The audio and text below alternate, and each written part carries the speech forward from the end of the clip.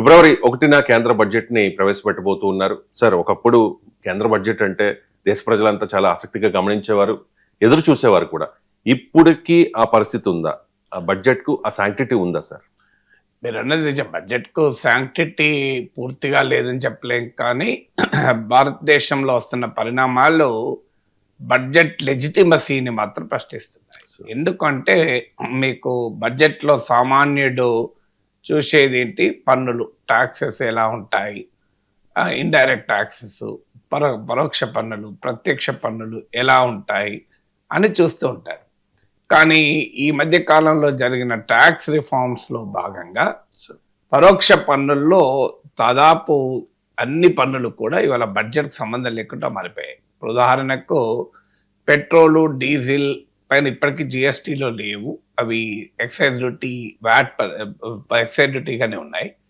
కానీ మీకు 2002లో petroleum ప్రైసెస్‌ని administrative pricing mechanism నుంచి తొలగించిన తర్వాత ఇలా మార్కెట్ డ్రివెన్ అని ప్రతి 15 రోజులకోసారి పెట్రోల్, డీజిల్ ధరలు మారుతూ ఉంటాయి. ప్రభుత్వాలు కూడా ప్రపంచ చమురు మార్కెట్‌లో ధరలు పడిపోతే ఆ మేరకు టాక్సెస్ పెంచి తమ ప్రయోజనాన్ని పొందుతుంటాయి తప్ప సామాన్యుడికి రిలీఫ్ ఇవ్వడం లేదు. అందువల్ల పెట్రోల్ ధరలు కూడా ఒకప్పట్లాగా బడ్జెట్‌లో భాగంగా ప్రభుత్వం డీల్ చేయడం లేదు. తర్వాత ఇక మిగతా పరోక్ష పన్నులైతే రాష్ట్రానికి సంబంధించిన పన్నులు, కేంద్రానికి సంబంధించిన పన్నులు 2 కూడా జీఎస్టీలో భాగమయ్యాయి. So GST, central GST, state GST ఉంటుంది కనుక రాష్ట్ర ప్రభుత్వ బడ్జెట్లకు, కేంద్ర ప్రభుత్వ బడ్జెట్లకు కూడా సంబంధం లేకుండా అయిపోయింది. అవి జీఎస్టీ మండలి, యూనియన్ ఫైనాన్స్ మినిస్టర్ అధ్యక్షతన రాష్ట్రాల ఆర్థిక మంత్రులతో కూడినటువంటి ఈ జీఎస్టీ మండలి డిసైడ్ చేస్తుంది, జీఎస్టీ కౌన్సిల్. సో అది కూడా బడ్జెట్కు సంబంధం లేకుండా పోయింది. ఇక ప్రత్యక్ష పన్నులు అంటే మనకి ఇన్కమ్ ట్యాక్స్ ఇట్లాంటివి. ఇవి ఆల్రెడీ మీకు టింకరింగ్ అంటారు. మొన్న లాస్ట్ బడ్జెట్లోనే కాస్త major change income tax, personal income ట్యాక్స్లో తీసుకొచ్చారు. కానీ అంతకు ముందు మీరు ఒక 10 ఏళ్ళు చూస్తే, so it was largely tinkering. Standard deductions కాస్త పెంచడము, లేకుంటే చిన్న అడ్జస్ట్మెంట్ చేయడము ఐటీ స్లాబ్స్లో. ఒక లాస్ట్ బడ్జెట్లో మాత్రమే 12 lakh వరకు ఐటీ ఉండకుండా ఒక భారీ మార్పు తెచ్చారు. Otherwise it was largely same. మీకు కార్పొరేట్ ట్యాక్స్ ఏమో 2019లో 10% తగ్గించారు. సో అందువల్ల టాక్సేషన్ చేంజెస్ అనేది బడ్జెట్లో పెద్దగా రిఫ్లెక్ట్ కాకపోవడం వల్ల మొదటి కారణం ఇది. రెండవ కారణం ఏంటంటే, బడ్జెట్ ఎందుకు పెడతారు?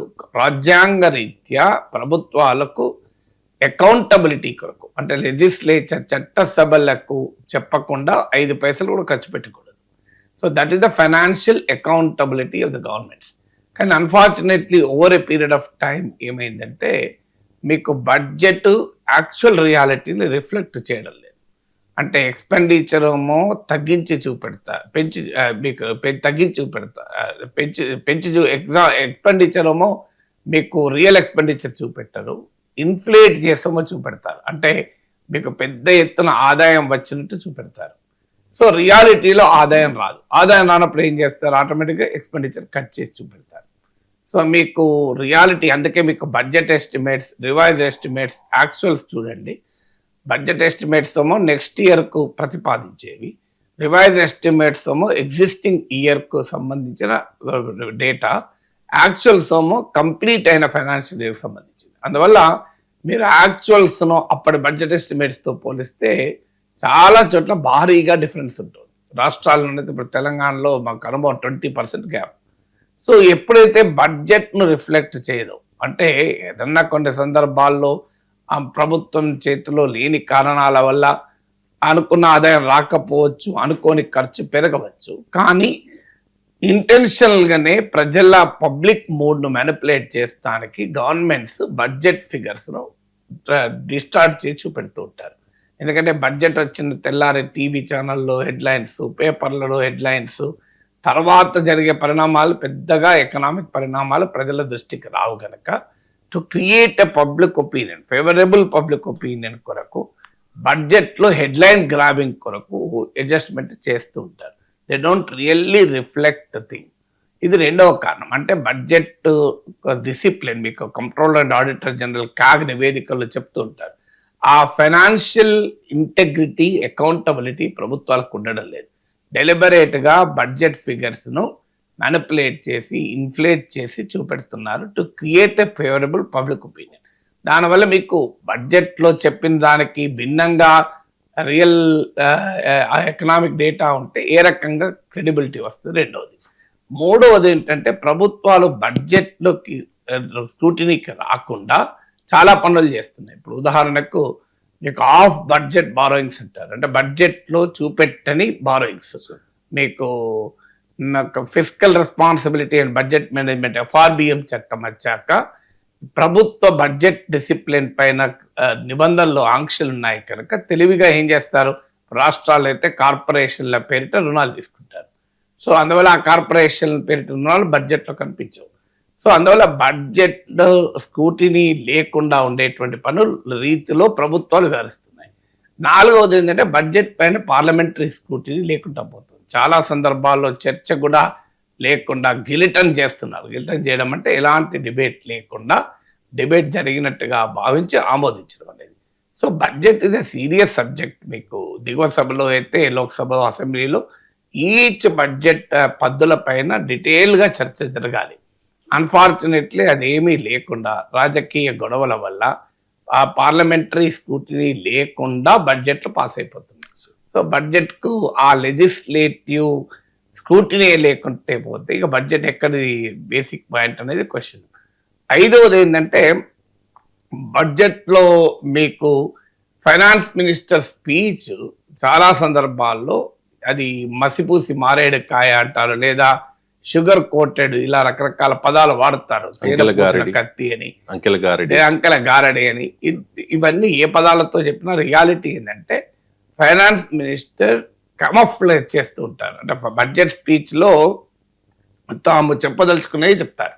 ఇప్పుడు ఉదాహరణకు గ్రామీణాభివృద్ధికి నిధులు తగ్గించారనుకోండి, ఆ గ్రామీణాభివృద్ధి అనే పాయింట్ చెప్పరు, నిధులు పెంచిన సెక్టార్ మాత్రం చెప్పి వదిలేస్తారు.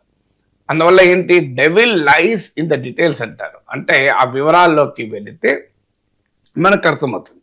కానీ వివరాలు రావాలంటే ఇది మ్యాసివ్ డాక్యుమెంట్స్, అవన్నీ స్టడీ చేసి మీడియాలో వస్తాయి. కానీ అది ఇట్ టేక్స్ టైం. ఇమీడియట్గా అయితే ఫైనాన్స్ మినిస్టర్ స్పీచ్ హైలైట్ అవుతుంది. సో అందువల్ల ఆ ఫైనాన్స్ మినిస్టర్ డెలిబరేట్గా ఆ కమఫ్లేజ్ చేసి పొలిటికల్లీ ప్రూడెంట్, ఫైనాన్షియల్లీ ప్రూడెంట్ కాదు, ఫిజికల్లీ ప్రూడెంట్ కాకుండా పొలిటికల్లీ ప్రూడెంట్గా చెప్తారు. ఆరవది ఏంటంటే మీకు ఒకప్పట్లాగా రాజకీయాలు లేవు. రాజకీయాలని ఎన్నికల చుట్టూ తిరుగుతున్నాయి. ఇప్పుడు ఆఖరికి మీకు కేరళలో ఎన్నికలు ఉన్నాయి కనుక ఈసారి మీరు పద్మ అవార్డు చూడండి. కేరళ వాళ్లకు పంట, అవార్డుల పంట. విఎస్ సచ్చిదానందన్, కేరళ మాజీ ముఖ్యమంత్రి మమ్ముట్టి, మీకు నారాయణన్ అని ఒక జర్నలిస్ట్, ఇట్లా లిస్ట్ అంతా మీకు చూడండి కేరళ ఫోకస్ కనబడుతుంది.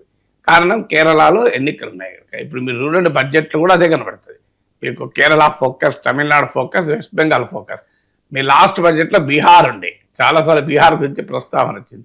మీరు ఈసారి చూడండి, మీరు బడ్జెట్ ఫస్ట్ నాడు వస్తాయి కదా, ఖచ్చితంగా బెంగాల్, తమిళనాడు, కేరళ, అస్సాం, ఈ 4 రాష్ట్రాల ఫోకస్గా బడ్జెట్ ఉంటుంది. బడ్జెట్ ఎప్పుడు కూడా అలా ఉండకూడదు. Budget should be insulated from the political vagaries అంటారు. అంటే రాజకీయపరమైనటువంటి అంశాలకు సంబంధం ఉండకూడదు. దేశానికి సంబంధించిన బడ్జెట్ ఇది, ఎన్నికల్లో జరిగే రాష్ట్రాల బడ్జెట్ కాదు కదా. మీరు ఖచ్చితంగా చూడండి, తమిళ్ కొటేషన్స్ ఉంటాయి, తమిళ్ ఫిలాసఫర్స్ గురించి మాట్లాడతారు. తమిళనాడు, కేరళ, మీకు అస్సాం, బెంగాల్లను దృష్టిలో పెట్టుకుని కేటాయింపులు ఉంటాయి. దీనివల్ల ఏమవుతుందంటే budget is driven to election propaganda. దీనివల్ల ఏమవుతుందంటే budget is a very serious economic exercise. దాన్ని పొలిటికల్ ప్రాపగండాతో, పొలిటికల్ ఎక్సిజెన్సీస్తో, పొలిటికల్ ఎక్స్పీడియన్సీస్తో, అంటే రాజకీయ అవసరాల కొరకు, రాజకీయ ఎజెండాకు దాన్ని లింక్ చేసినప్పుడు ఆ సీరియస్నెస్ కాస్త పోతుంది. Otherwise budget is budget. Budget అనేది ఈజ్ ఎ మ్యాసివ్ ఎక్సర్సైజ్ కనుక it requires to be study. Very unfortunate. ఇక 7వది మీడియా కూడా. మీడియా ఏమైంది, మీడియా ఈరోజు ఒక క్రిటికల్ అడ్వర్సోరియల్ జర్నలిజం మానేసింది. ఇప్పుడు మీరు నేషనల్ మీడియా యాంకర్లను చూస్తే వాళ్ళు అధికార పార్టీ ప్రతినిధుల కన్నా హీనంగా మాట్లాడుతుంటారు. అధికార పార్టీ ప్రతినిధులు కాస్త డిగ్నిఫైడ్గా ఉంటారు. వీళ్ళైతే ఇంకా అన్ని వదులుకొని అధికార పార్టీని డిఫెండ్ చేయడానికి నానా తంటాలు పడుతూ ఉంటారు. So that is not the purpose of the media. Media purpose అని చెప్పి మీడియా ప్రతిపక్షంగా ఉండాలని నేను అనడం లేదు. మీడియా ప్రజల పక్షాన ఉండి ప్రశ్నించాలి.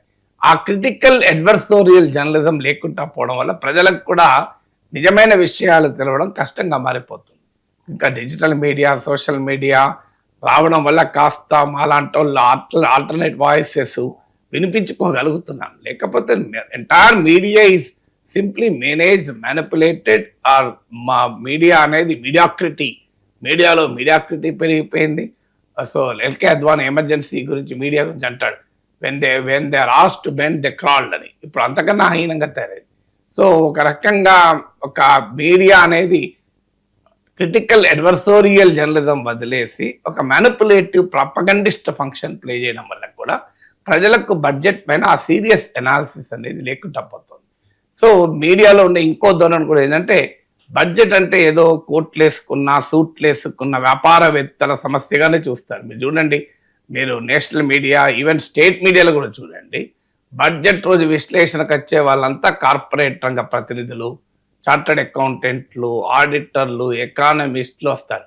కానీ బడ్జెట్కు ఒక రైతు నాయకునో, ఒక వ్యవసాయ కూలీల నాయకుడో, ఒక కార్మిక నాయకుడో, అసలు ప్రజలకు రిప్రజెంట్ చేసేటువంటి ఎవరు కనిపించరు మీకు. ఓవర్వేమింగ్గా కార్పొరేట్ ఎగ్జిక్యూటివ్స్ అంతా. ఇదేదో బడ్జెట్ అనేది దేశ ప్రజలకు సంబంధించింది కాదు, దేశ పారిశ్రామిక రంగానికి సంబంధించింది అనే రీతిలో మీకు బడ్జెట్ విశ్లేషణ ఉంటుంది. అందువల్ల ఈ కారణాల వల్ల బడ్జెట్కు రావాల్సినంత గుర్తింపు రాలేకపోతుంది. But it's a very serious exercise all side and done.